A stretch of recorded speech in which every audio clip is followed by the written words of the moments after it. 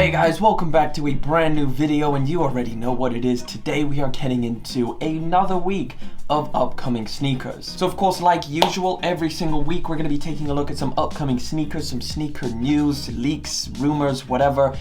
Just a whole bunch of sneaker stuff that is going on right now. Right, first one we've got for you today is of course about the OffWhite Jordan 5. Now, if you haven't heard already, this is delayed, so I thought I'd put this at number one just to make sure everybody knows.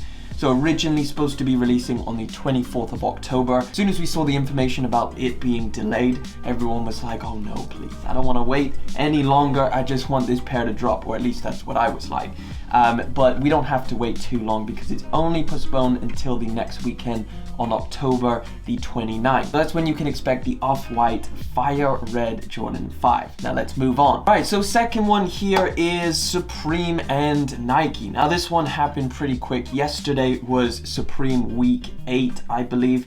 Now listen, I'm not a Supreme guy by any means, but you know, when they start making sneakers and it starts coming over to the sneaker world, I thought, why not give it a go? So on that week 8 release, which was yesterday, there was 3 different pairs of sneakers. Now 2 of them were released. However, this white colorway just didn't release. I assume it's for a later date.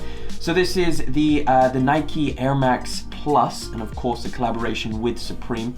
So we are now going to see this with a Nike drop. So Supreme released it, I'm pretty sure they all sold out, and now we're seeing it on Nike sneakers. In fact, I'm not too sure whether this is region exclusive or how it's going, but as of right now, the green pair is the one that's releasing here in the UK. That's the only one that is up on Nike sneakers. Now that could change, or maybe the other 2 colorways are releasing at a later date, but as of right now, you can expect at least one of these colorways to release on October the 22nd.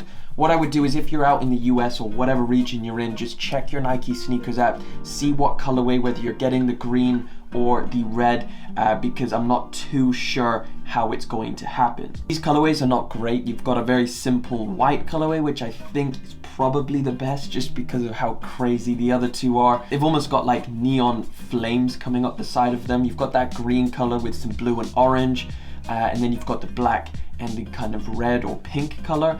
Black, red, and pink is okay. I mean, maybe I kind of like that one, but really they're not great in my opinion. All right, so this next one is a little bit of a crazy one. Nike is suing Warren Lotus. Now I'm pretty sure a lot of you should have heard the news by now because everybody is talking about this. Again, this is something where, I mean, I haven't really been too up on this. First of all, because I've got no interest in any of these Warren Lotus silhouettes.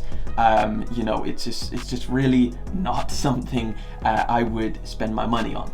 But either way, a lot of people like this. Warren Lotus essentially is making his own version, slightly his own version of past Nike Dunks. And of course, these Nike Dunks are like some of the most grail sneakers that are going for like 20 grand on the aftermarket. So we've got quite a few different ones. We've got one of the Heineken Dunk, one of the Stussy Dunk, and of course the Pigeon one. And essentially, I mean, he's hardly changing very much up. He's changing the Nike logo for like this ski mask look. But the colorways are so similar. It is, you know, it's controversial because some people like it and they think that Warren Lotus should be able to carry on doing this, and of course others are saying that these are just kind of glorified fakes. Nike wants to sue them. I believe they have every right. If you were a business owner and someone else did this to your pairs of shoes, you would probably want to sue that person as well. So Nike is seeking to have Los Angeles federal judge order on immediate stop to Lotus manufacture along with the sale of its allegedly confusingly similar sneakers. In addition to that, the suit will also address damages and any and all profits earned as a result to Warren Lotus's acts in violation of Nike's rights, according to the suit. Warren Lotus intentionally created the confusion and he is attempting to capitalize on it by, among other things, using Nike's registered Dunk word trademark and using a mark that is confusingly similar to Nike's famous swoosh design to promote and sell his fakes. We do have a few things that Warren Lotus said. Now he literally typed it up in his notes app and then posted it on his story. I don't even know if it was an actual post, but essentially he said to everyone, as of now, both releases will be fulfilled as promised. We are currently investigating the claims made against us and will do what it takes to remedy the situation amicably. We are in the midst of a historic moment, something that will make these shoes feel like you're wearing a trophy for small business rather than a source of controversy. I really do not know how to feel about it. I mean, in my opinion, I would not make the small business argument because, I mean, you're basically giving a green line for any small business to go ahead and profit off of bigger businesses, which, you know, they were all small businesses at some point. To be honest, I don't know much about Warren Lotus. I definitely haven't been following him or his business. All I've seen is this, which is blown up, and I think maybe anybody who has been following the brand from a long time ago, maybe you have a little bit more sympathy to this situation and understand his design aesthetic. However, from someone who has never really taken part in Warren Lotus as a brand, is probably just going to see this as him trying to profit off of Nike. But again, I'd love to hear your thoughts on this. Are you someone who has been supporting Warren Lotus from before he made these dunks, or if this is the first time you've heard of his stuff and are just kind of seeing it as him ripping off Nike? Now, again, I want to know down in the description. Let's keep this moving. We've got a good one coming up next, and this one is something for the resellers out there. So Stockx has just allowed bulk shipping. So what that means is you can now send multiple parcels in one box, meaning you can pay for one group of shipping to sell multiple pairs of shoes. If you've had any interaction with Stockx in the past, you know the fees are always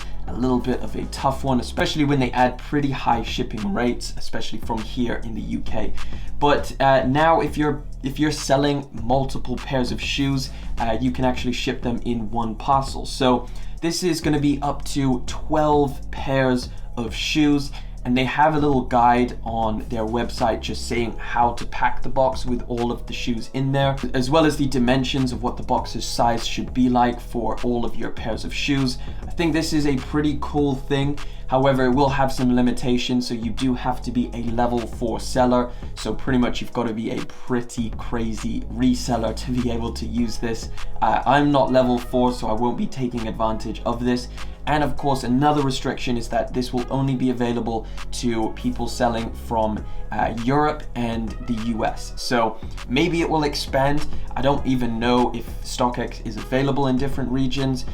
You're just gonna have to let me know. But as far as Stockx moving forwards and making things a little bit easier for people to sell their shoes, I think it's always a good thing. However, this is mainly going to appeal to people who are buying and selling bulk amount of sneakers, not really someone who is just buying the odd shoe and decides to flip it to make a little bit of money. All right, getting back into sneakers, and this one is a pretty cool one. So the Adidas Ultra Boost DNA is coming in a What The colorway. So generally speaking, I don't think it's going to be called What The, because I'm pretty sure that's what Nike calls it. But anyway, it's like a mixture of all of their greatest colorways. As far as a Ultra Boost goes, I think this is relatively clean. Of course, we're still watching Adidas trying to revive this Ultra Boost the best they can. So apparently it's going to get a Canada release first on October the 23rd, and then the global release date will be October the 31st. So right now we've literally got like 1 billion sneakers that are going to be releasing in like the last week of October. I tell you what, you better decide what you want, because this is going to be insane. Right, so this next one is about the Pharrell NMD Hue. Now this is the dash green colorway. This is already loaded up on Foot Locker actually, so you can expect this to release on October the 25th. Right, so we're going to talk about some Yeezys next up, and I'm over here on Instagram showing you the Yeezy 1020. So this is a sample, and as you can see, I don't even know where this is from. Gear Soul Goods. But this is essentially the new 1020 sample. I think this looks so, so crazy, but at the same time, so good. Very futuristic though. You've got a zip going up the center.